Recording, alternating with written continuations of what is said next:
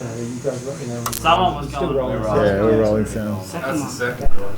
Oh, shit. Clap. That was a nice tempo there. Yeah. Oh, it goes there.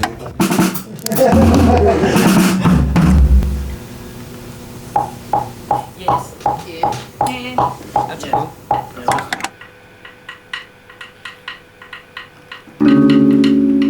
All right, check 1 2, check 1 2. Rainbow Valley Studios. Here with Mr. Blessed. Matt and I were working on the Riots music. JD, Tyler, Scotty. And through that, we met Blessed. There was a bunch of stuff that definitely aligned for us, I felt like. 100%. Yeah. Yeah. Ended up with 3 of us working together. And now we've been in the studio for a few days. But first I wanted to ask you, because I don't think I've actually asked this outright, but where did music start for you, Blessed? I reckon when I made my first mixtape, I think I was like 14 years old, and we had a family computer, and you know, like when you have the computer in the middle of the living room or whatever, wherever it is, and I learned how to like download illegal like bugged software, yeah. And then we got him. Sending the team. FBI, this has been a sting the whole time. But yeah, like I learned how to make music on the computer and printed out my first like little mixtape, and my dad helped me get like a print of my face on it and stick it on top like it was a CD. So like I think I sent that into like Sony. Was this hip hop music you were making? Yeah. How'd you make the beats? I made the beats on Fruity Loops. Okay, Fruity Loops. I remember Fruity Loops. That was probably like the first program I ever touched in tape. Way. Yeah. You tap in the way you want the beats. Yeah, on the grid. Yeah. For some reason, the drums hit harder in Fruity Loops than anything else as well. Yeah. All the hip hop producers. People still use it. Yeah, they still go hard with it. Yeah. So you got Fruity Loops, and then you were rapping. At 14 years old. Yeah, just freestyling on like the little shitty computer mics, like the ones that would sit on your desk. Oh yeah. And the feeling that like you get of like finishing something. Like I don't know, I'm just a finisher. I love to complete things and have little puzzles in my head, and like when the pieces come together, I'm like, like that transfer of energy, you know what I mean? When you hear a song and it connects with you in a certain light, or you feel a certain way, or remind you of a certain time in the past. What was it like, I guess, like growing up in hip hop, making hip hop? How do you think that has turned you into like who you are today? I feel like I'm like a mold of all my favorite influences, and not even just hip hop. Like, I mean, I grew up in Melbourne and then Canberra and then Sydney, so like I moved around a lot, and all my friends were like skaters, and so we listened to like, you know, Blink 182 and Good Charlotte and like bands like that. So I think, it's just always been a mixture of different styles that have kind of been the centerpiece to like what I want to create. And it's like, you just get in the studio. I keep touching the mic. That's right. You just get in the studio and you just like create without boundaries, without like limitations. Your energy is sort of released through hip hop or punk. You know, do you think that is like the sort of two elements that I guess have formed who you are today? Oh, for sure. I mean, I'm rebellious by nature. Like, I think that like is definitely a part of like the hip hop culture, you know, fuck the system. But then you're right, like the punk culture, like. No, I feel that for sure. I think that's something that we definitely share in that sort of, that energy of punk and hip hop for people, I guess, who go unrecognized a little bit. And it does feel a bit like that, I guess, growing up in Australia. We're not in the heart of it all. You know, we're not in the heart of an American scene, which is, you know, often the birthplace for these sorts of things. Yeah, for sure. And like, even for me, you know, growing up in Australia, like, you know, my parents are from Africa. I was born in Africa. And like growing up here, I kind of only had to look outside of Australia for like, you know, people like artists to resonate with, or people the same skin color as me, or people that like, you know, like the same music that I like. Most of my friends were into punk, and that's what got me into punk. Yeah. But I'm like so grateful for that, because like I'm able to see both worlds and kind of blend and bring them together in like a unique way. And it's like I have such an appreciation and respect for both sides as well. Like the instrumentation of like music honestly my favorite thing. Like just being here the last couple of days and like, you know, hanging out with you guys and like listening to jam sessions Matt's been doing and just like sampling shit like that. Like I love that because that's soul. Yeah. You know, and music's really lost soul. Yeah. And like I feel like, you know, maybe we the ones to bring it back. Let's go. Yeah. We've been talking about that a little bit, which this might be a bit of a hectic statement, but it seems to be somewhat of a dying art form. Yeah. Mm-hmm. Like I don't know in how many generations people will care at all about being able to play an instrument or make an arrangement that, you know, is musical and not completely digitalized, sort of, you know, cut of the run of the mill. I don't know, like sample bank splice vibes. That's right. Yes. And like, you know, everything. Which is, it all has its place, and it can be does. super cool too. But it's a shame that like the artistry is being lost. The craftsmanship. craftsmanship. The craftsmanship, and just that element of being a human. Like you can hear almost the timing of a certain person or like the pocket that they carry. Like you know what I mean? Like, like I love your pocket, Matt. Like thank you. Yeah, it's crazy. Everyone's sort of getting in a zone, really honing in. You know, you're writing things down. Yeah, for the first time in a long time. Yeah, I love that. Yeah, so it's like it's special. Like just the it's all about energy for me. You know what I mean? And like, you know, when someone picks up the torch or someone's had enough, like I'm tapped out from something, somebody's right there ready to pick it up and go, I got an idea. Yeah. There's something inside a lot of artists that they want that body of work and they want the whole body of work to be received and respected. And not just like, oh, I picked this one song off 12 songs that you released and that's the one that I love. Yeah. That's all I listen to. You know, there's an element that I think it's in you as well, which you want that body of work. You know, that's what you're searching for.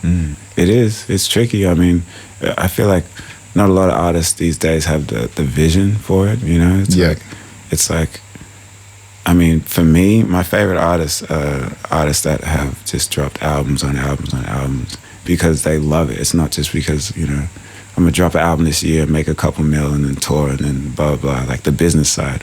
Yep. You know, like I've been so caught up in like the artistic like integrity and just like really creating soundscapes and worlds and taking people into a moment of your life, you know what I mean? Or a moment of theirs, you know what I mean? Like walking down with them. Whereas like nowadays everyone's so caught up in like trying to be a character, or trying to be a caricature.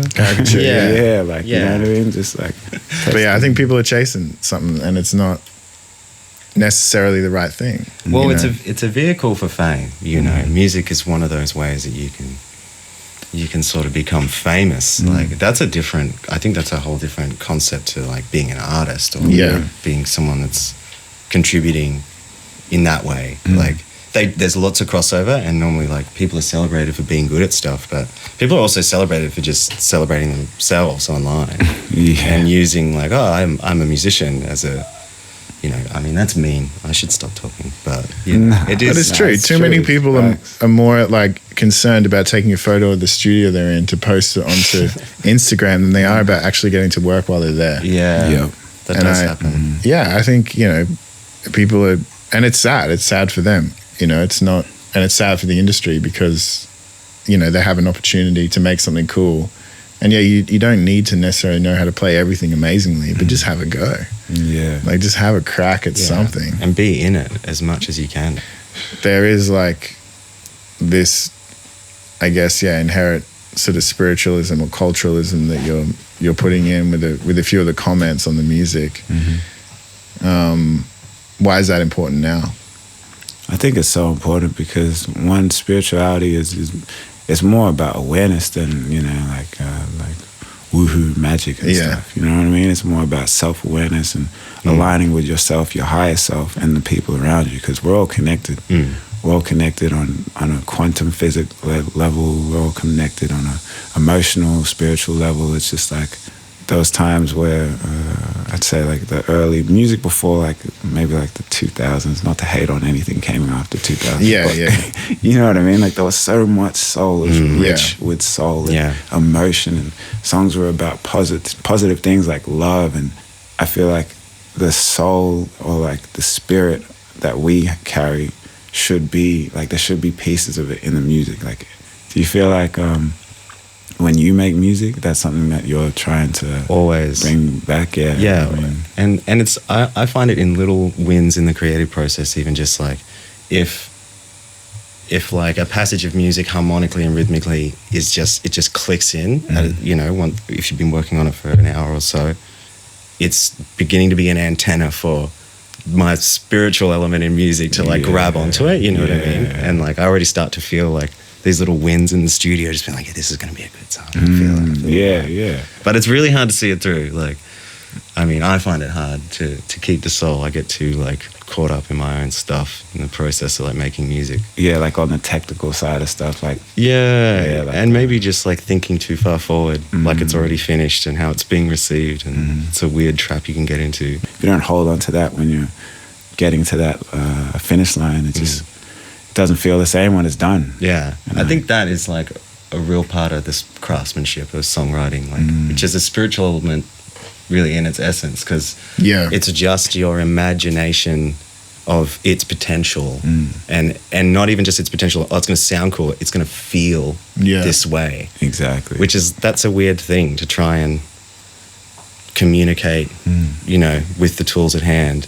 And being bold enough, you got to be brave. Yeah. You know, it's a real brave move to do that, because often you'll be doing something that hasn't been either necessarily done or done in that way. And people are so reactive to the music industry and the culture now and what's popular, not realizing that what becomes popular is a bold move. Yeah. You know, we're going to do a song here in the studio. It's called No Changes. Yes, sir. No Changes. Where did that come from?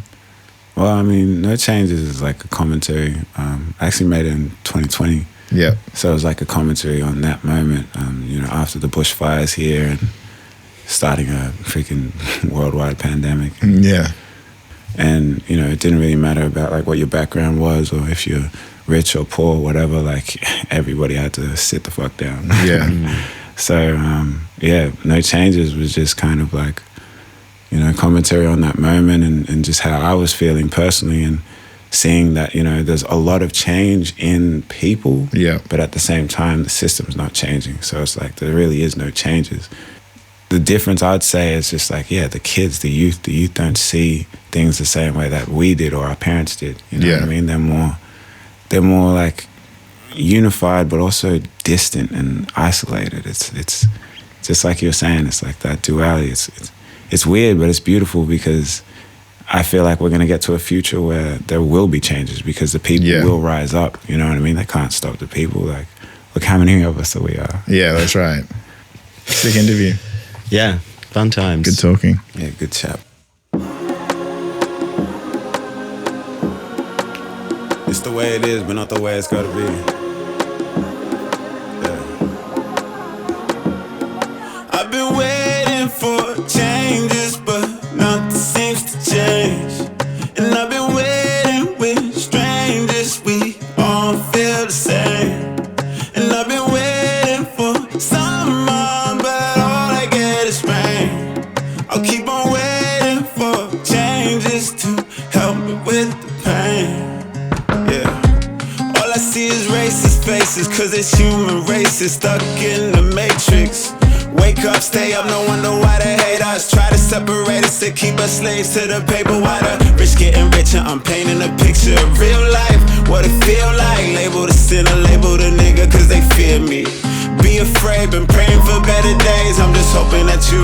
I've been waiting for changes, but nothing seems to change. And I've been waiting with strangers, we all feel the same. And I've been waiting for someone, but all I get is rain. I'll keep on waiting for changes to help me with the pain. I see no changes. No. I see no changes. I see no changes. No.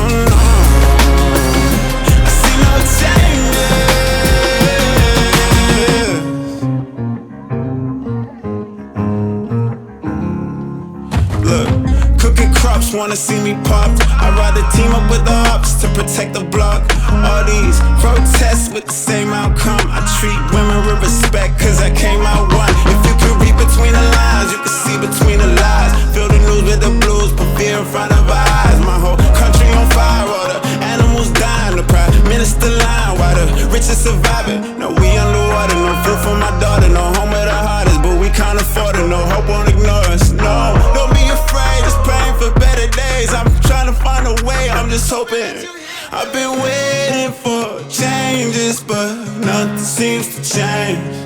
And I've been waiting with strangers, we all feel the same. And I've been waiting for summer, but all I get is rain. I'll keep on waiting for changes to help me with the pain. Yeah. I wake up and I ask myself, is life worth living? Should I blast myself? Am I really being myself? I don't wanna be nobody else. I wanna put my mind in a cell. Where's heaven when you're going through hell? Love's the only thing that can help.